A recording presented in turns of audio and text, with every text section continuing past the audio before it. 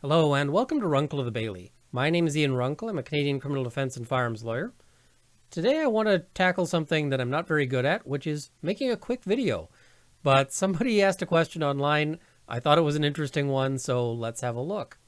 So here's the question, and I've blacked out names and faces because I'm not trying to embarrass anyone. Firearms law is incredibly complicated, and even for lawyers, even lots of lawyers have trouble with this. So talked to my neighbor, and he said that he doesn't have to renew his PAL for 10 years. If you're not aware, a PAL is a firearms license. I said that's not correct. You have to renew every 5 years. He said they told him because he's a senior, it will be 10 years. Has anyone heard this before? And another person had commented, I just got mine and don't have to do it for 6 years. So let's have a look at the legislation here just to see what's going on. So term of licenses. This is section 64 sub 1.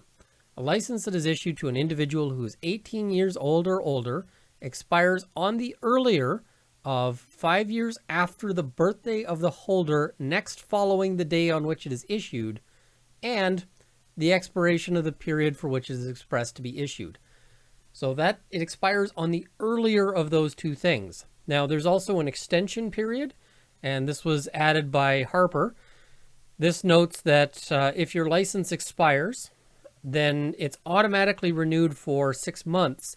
However, during that 6 months, you are actually fairly limited as to what you can do with it. You can't go and buy new ammunition. It cancels any authorizations to carry or transport. You can't get a new authorization to transport or to carry.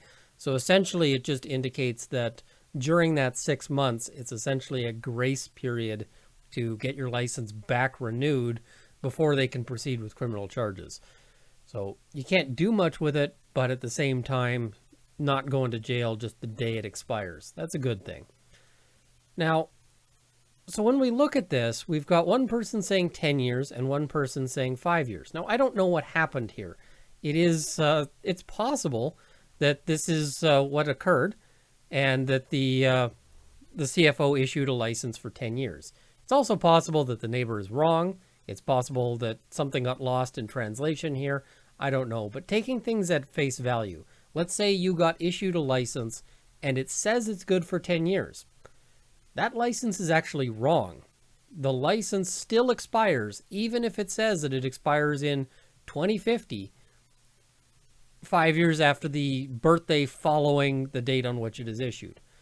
So let's, somebody said 6 years. That's actually kind of possible. Not quite 6 years, but let's say you're born December 31st and you get your license January 1st. So that entire year basically runs up to December 31st, and then 5 years from that date is the later of the expiration periods.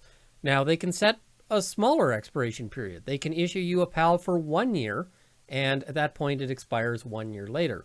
But even if it says on it that it expires, 30 years down the road, that would be wrong. So one person made the comment saying, pretty simple, just look at the expiry date on the card. That's sensible advice. It should be the right answer, but it's not.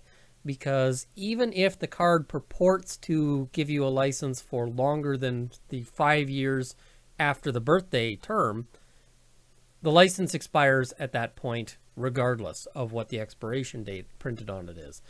Now, I have no idea what would actually happen if you had a license issued in, year 2020 and it purports to expire in 2030 and you're stopped with your firearms in, 2029. I don't know what would happen. Would an officer look at that and say, well, this looks like a valid license, off you go? Would they figure it out and charge you? I don't know, but technically you would be in violation of the law.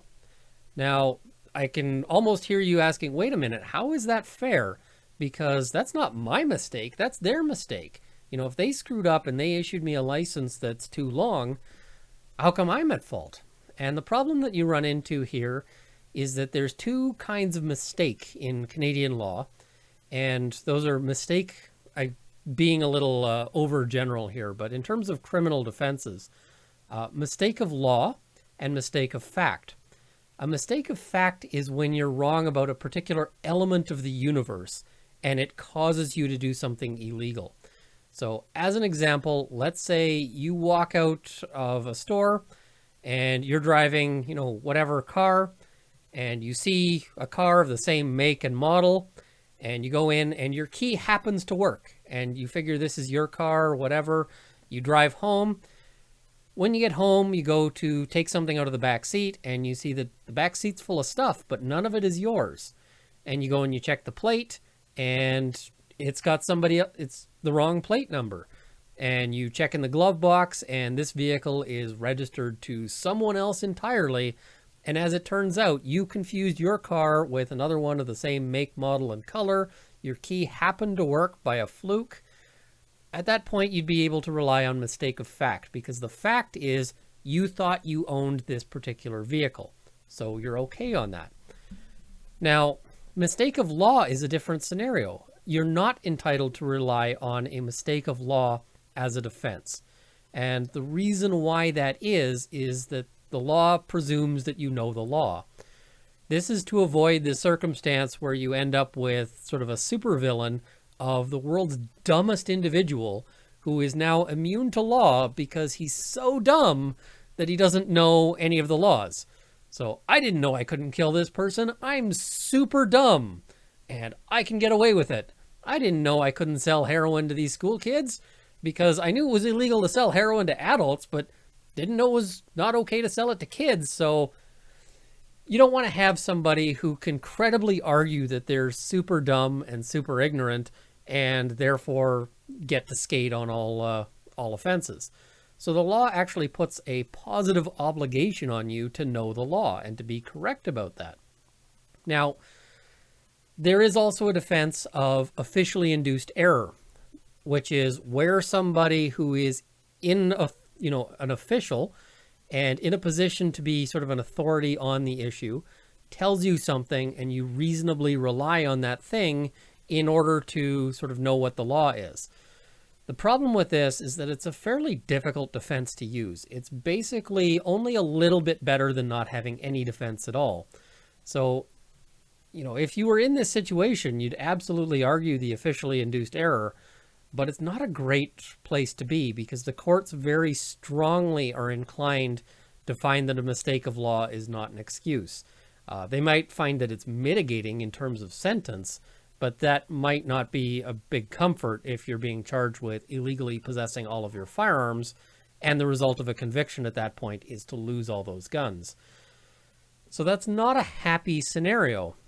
In terms of whether or not this is a mistake of fact or law, this gets into a fairly complicated question. The courts are very candid about the fact that determining mistake of law from mistake of fact can actually be a very challenging endeavor. And when the courts say something is challenging, they mean challenging for a judge who's being assisted by the arguments of two assumedly very able counsel. They have trouble sorting this out. So you as sort of average citizen are going to have even more trouble. My take on this is that it's likely a mistake of law. And the reason for that is, you have a license, you know what date it's, purported to expire on, you know what date it was issued on. And so the mistake is not knowing that it expires regardless of the date that it's expressed to be issued. That's a legal principle. So now I could be wrong about that. A court could say, no, this is actually a mistake of fact, or perhaps a mistake of mixed fact and law, and therefore can provide a defense. I think that most judges faced with the scenario of somebody who was told, because you're a senior, we're giving you a 10-year license, would be very inclined to try to find some way to acquit that person. But I can't guarantee, and you don't know what judge you're going to get. Your judge that you get might be somebody who is a real stickler for the rules regardless of the impact. Your judge might be somebody who is maybe not so much a real stickler for the rules regardless of impact, but also does not think anyone should have guns, and so is entirely fine with the rules causing you problems in this particular scenario. So it's not a good situation to be in. If you get issued a license that says it's good for 10 years, 15 years, whatever, you may want to take a Sharpie to that thing and correct it for the expiry date so that you know when you've got to actually renew, because you'd be in potentially a lot of trouble. So there is no such thing as a 10-year expiry, and any license that purports to be expiring in more than 5 years after your next birthday is incorrect. I said correct it with a Sharpie. I'm being, I'm sort of exaggerating for effect here.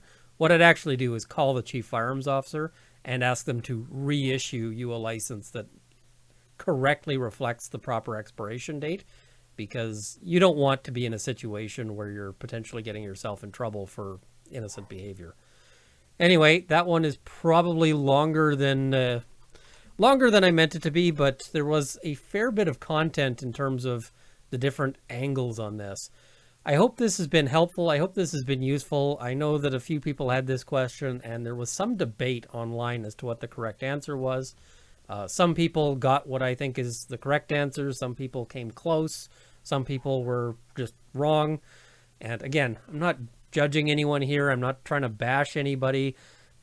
Firearms law is hard. This is a tough thing. And I think that most lawyers, and in fact, I think absent a review of the law, most judges would just say, well, the license says it expires on whatever date, so that's when it expires, right? But that doesn't seem to be the case here, or that's not actually how the law is written. Anyway, thank you for watching. Again, if you found this to be educational, or if you found it interesting, please like the video, share it with your friends, subscribe to see more content. I want to thank $50 Patreon supporters George and D-Mo, $30 Patreon supporter Steve Browning, as well as the $10 Patreon supporters immediately following in the crawl. Thank you, and I hope this has armed you with knowledge.